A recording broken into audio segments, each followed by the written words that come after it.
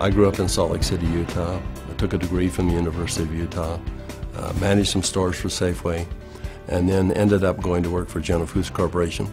I progressed through various jobs, ended up in White Plains, New York as a division sales manager in the beverage division, about $1 billion business. Verdis is a pretty impressive guy. If you really get to understand his background, he is the top of the top in terms of CEO material for America. He has rubbed shoulders and has been mentors of some of the best CEOs in America. I was asked to sit on a board of a small company that had been working on a technology for about 15 years. Numerous patents, a lot of research, and they were actually producing a product using salt and water. And when they told me that, they wanted me to go on their board. I said, well, you're going to have to convince me that this is real. How can you produce something from salt and water? And they said, we have a lot of research, extensive research, $10 or $15 million worth of research. The company that owned it was publicly traded, and they merged that company with an energy company, and after a period of time, 6 or 7 months, they started selling off assets. He let me know that he was on the board of directors and there was this opportunity that was coming up on a product that he thought was wonderful. But I told him, I said, you know, they have something here that they don't know what it is.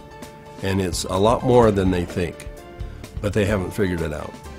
And I said, I'm tempted to put a group together. In fact, I think I am going to put a group of investors together, and I'm going to take a run at the company. Well, that was my opportunity.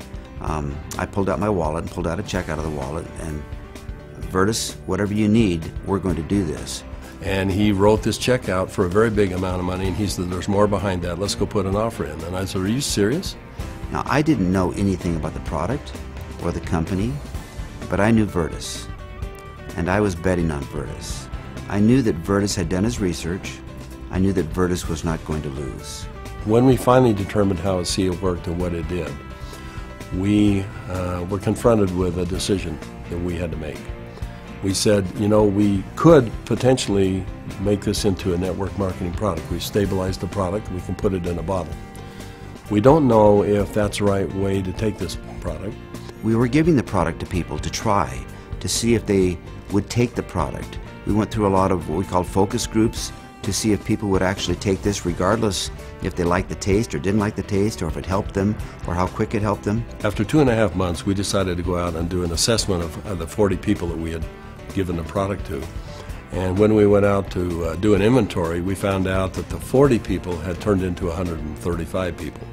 And not only that, the product had gone to 20 different countries. When people found out what it was doing for them, they didn't hesitate to shoot it off to foreign countries, wherever they happen to be, Egypt and South America and Europe, and then come back and say, I just need more product.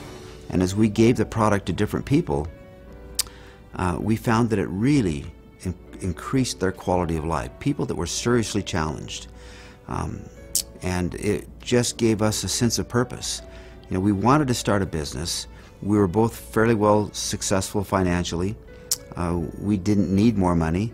And we found that we wanted to make a mark.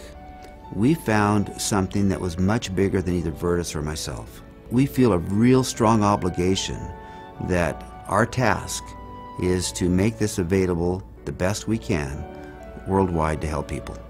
My wife questions why I'm doing this.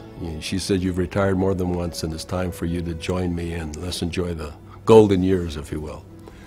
But recently my son asked me to come down and join he and his family, and we went to a church gathering, and there was something going on he wanted us to be a part of. And while we were there, a young lady came up and he introduced me to this young lady, and she broke down and started sobbing. And she had a health challenge in her family that was really severe, and she was introduced to ASEA, and because of what ASEA did, she was just grateful. So I find it hard to talk about, but that's a reason.